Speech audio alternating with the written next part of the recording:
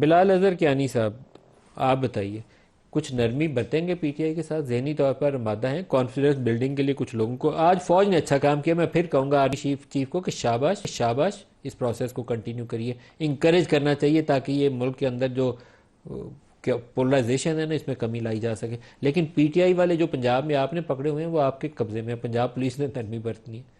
جی بسم اللہ الرحمن الرحیم۔ ندیم صاحب بہت شکریہ جی اپنے شو میں دعوت دینے کا۔ دیکھیے سب سے پہلے تو میں یہ کہنا چاہوں گا جی کہ آج ایک خوشائند بات ہے کہ ایک بڑے اچھے ماحول کے اندر ایک ملاقات ہوئی۔ I think just mere optics کہ اتحادی جماعتوں کے نمائندے وہاں پہ بیٹھے ہوئے تھے، پی ٹی آئی کی دوسری سائڈ پہ بیٹھے ہوئے تھے، اسپیکر صاحب ایک میٹنگ چیئر کر رہے تھے اور ایک اچھے ماحول میں دوسری نشست ہوئی، یہ اٹ سیلف ایک خوشائند بات ہے۔ آئی تھنک عوام یہ اس طرح کا ہی ماحول اور سنجیدگی دیکھنا چاہتی ہے، اور ہم نے ہمیشہ کہا تھا کہ اگر کہیں ہمیں دیکھیے ایک اسکیپٹسزم مذاکرات کے حوالے سے پی ٹی آئی کے ایک پاسٹ ٹریک ریکارڈ کی وجہ سے ہمارا تھا، مگر ہم نے ہمیشہ کہا تھا کہ کوئی سنجیدہ بات ہوگی، ہم ایک سیاسی جماعت ہے، ہم بالکل اس کو ویلکم کریں گے، اور آپ نے دیکھا ہے کہ حکومت کا ایک پازیٹیو رویہ رہا ہے آج کے پورے دن میں بھی، پچھلی ملاقات کے بعد بھی۔ ہم چاہتے ہیں کہ اگر کوئی ملک کے لیے بہتری کا سبب یہ بن سکتے ہیں مذاکرات تو بالکل ہونے چاہیے، بات چیت ہونی چاہیے۔ آج ہی دیکھیے میرا خیال ہے کہ جو مذاکرات ہوئے یا ملاقات ہوئی، حکومت تو تیار تھی، اور میرے خیال سے اس سے یہ بھی اب تاثر دفن ہو جانا چاہیے کہ حکومت سنجیدہ نہیں تھی، یا حکومت کوئی تاخیری حربے استعمال کرے گی۔ اس طرح کی باتیں بھی پچھلے دنوں میں ہم سنتے ہیں کہ ہم کوئی کھینچنا چاہیں گے۔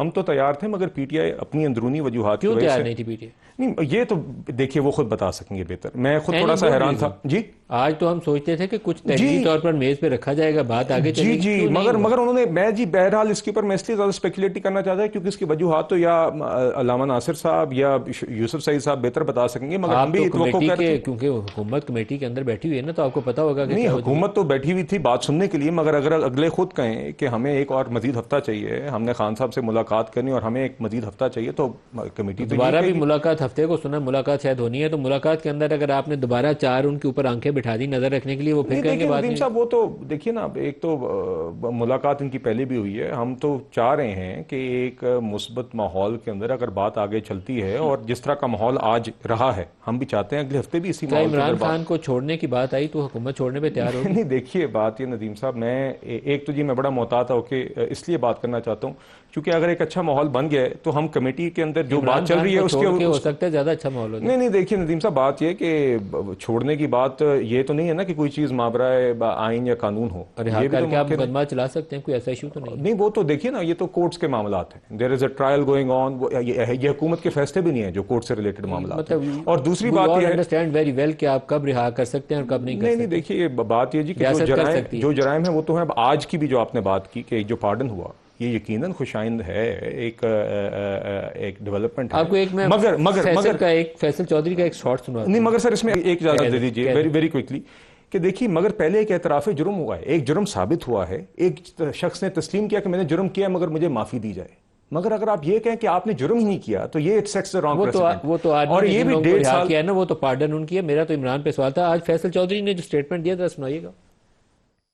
آج عمران خان صاحب نے یہ واضح کیا کہ ان کو بالواسطہ طور پہ بنی گالہ میں شفٹ ہونے کی آفر آئی تھی، تو انہوں نے کہا کہ جب تک میرے کارکنان، جب تک میرے دوسرے رہنما جو ہیں وہ نہیں ریلیز ہوں گے تو وہ اپنی رہائی کی بات نہیں کرنا چاہتے۔ اس کے ساتھ ساتھ میں یہ کہتا چلوں، پارٹی کے جو رہنما ہیں، مذاکراتی کمیٹی ہے، ہمارے لیے خان صاحب کی رہائی بہت اہم ہے۔ ہم چاہتے ہیں کہ عمران خان کی رہائی وہ کہہ رہے ہیں کہ عمران خان کو بالواسطہ طور پر بنی گالہ شفٹ کرنے کی آفر ہوئی ہے، آپ کی طرف سے آفر کی گئی؟ دیکھیے بات یہ سب سے پہلے تو جو یہ جملہ تیار رکھنا ہے، خالی دوبارہ سنانا ہے مجھے اکیلا۔ یہ جن موصوف کی آپ نے ویڈیو چلائی ہے، یہ تو بیگانی شادی میں عبداللہ دیوانے والی بات بھی ہے، یہ ان کے بھائی ہیں، یہ ویسی ایک ریلیونس کی تلاش میں ہوتے ہیں۔ پی ٹی آئی کا حصہ نہیں ہے آفیشلی اب، لیکن یہ عمران خان کے وکیل ہیں۔ مگر سر بات یہ کہ یا تو یہ کیا پی ٹی آئی کو عمران خان کو میرے علم میں کوئی ایسی چیز آپ کے علم میں نہیں ہے، یہ آفر نہیں ہے؟ میرے خیال سے تو کوئی ایسی آفر نہیں جی، خواہش ضرور ہو سکتی ہے آپ کی؟ میرا خواہش نہیں پی ٹی آئی کی خواہش رہی ہے میرے خیال سے، میں اس لیے کیونکہ اب کیونکہ زیادہ یہ بات کیونکہ اب ایک مثبت ماحول کی طرف باتیں چل پڑی ہیں تو اس لیے میں گریز کر رہا ہوں۔ نہیں جی، یہ تو خیر ان کی ایک ریلیونس کی تلاش تھی کہ ان کی کلپ چل جائے، وہ چل گئی ہے۔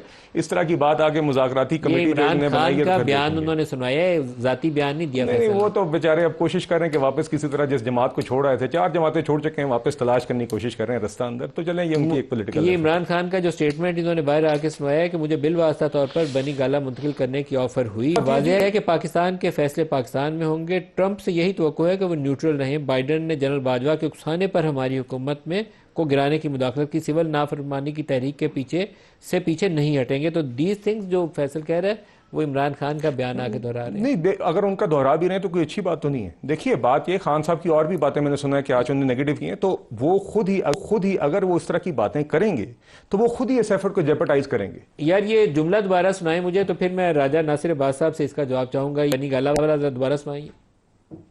آج عمران خان صاحب نے یہ واضح کیا کہ ان کو بالواسطہ طور پہ بنی گالہ میں شفٹ ہونے کی آفر آئی تھی. انہوں نے کہا کہ